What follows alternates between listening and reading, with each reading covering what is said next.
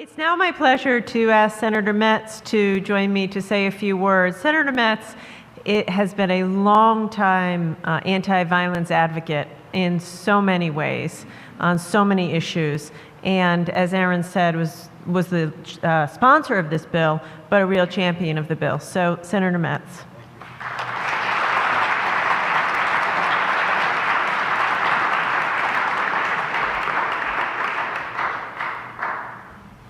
The passage of this legislation was a miracle. So I want to say I'm also a deacon. To God be the glory. Great things he has done. And the governor introduced everyone and Senator Lynch Prado. But I want to mention, I have my pastor here, Reverend Justin Lester of the Congress Street Baptist Church. My wife is here. And Deacon Alvin Green. Deke, thanks for coming. And I hope you don't mind me sharing it, but several years ago, his niece was on the way to law school and was the victim of a murder-suicide. And it's very painful for him and his family because the anniversary was this sad day. Deke, thank you for being here.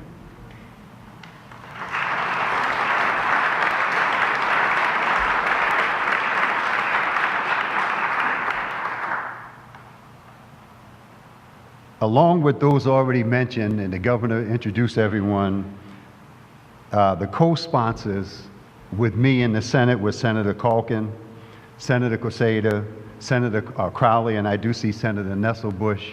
So certainly, without their support and their support for me and the legislation, we couldn't do this. And Senator Nestle Bush is with us on the Judiciary Committee. And we're very pleased to be able to join you today for this important event. Last year, a report by the Rhode Island Coalition Against Domestic Violence reviewed 54 domestic homicide victims in Rhode Island between 2006 and 2015. 19 of those victims were killed by a firearm. About half of the perpetrators had previous domestic violence history.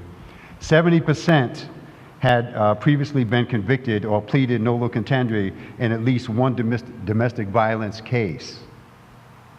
This legislation will save lives of people who have already been through too much, and I'm very proud of that. In particular, let's recognize the victims, the heroines to me, who provided graphic testimony before our committee. Thank you. Give them a hand.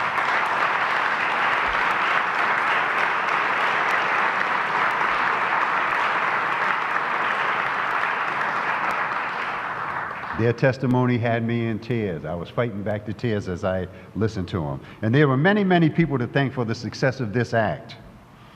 I also especially want to recognize the outstanding work of the leadership in the Senate. President Dominick Ruggerio and Majority Leader Michael McCaffrey lent their unwavering support of this effort and provided every resource to Chairman Lynch Prado as she worked on the bill. Chairman Lynch Prado and Vice Chair Stephen Archibald worked tirelessly. They're more than colleagues. I call them friends because they stayed up one morning to 3 o'clock in the morning working on this legislation. Thank you, Chairwoman.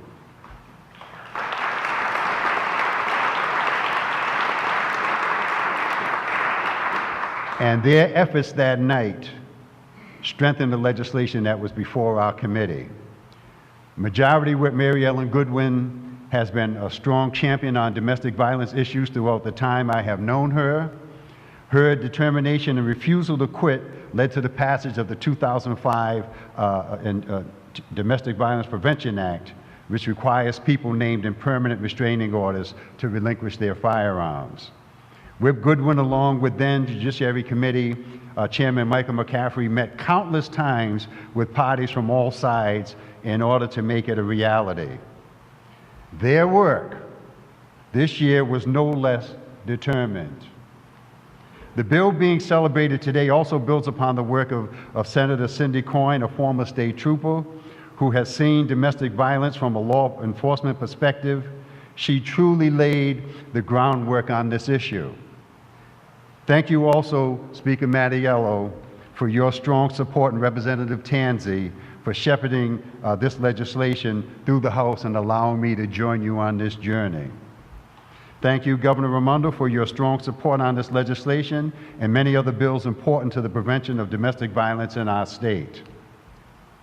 As policy advocates and citizens, we can be reminded of our obligation to the vulnerable through the wisdom conveyed in Proverbs 24, verses 11 and 12, and I quote, "Rescue those being led away to death, hold back those staggering towards slaughter.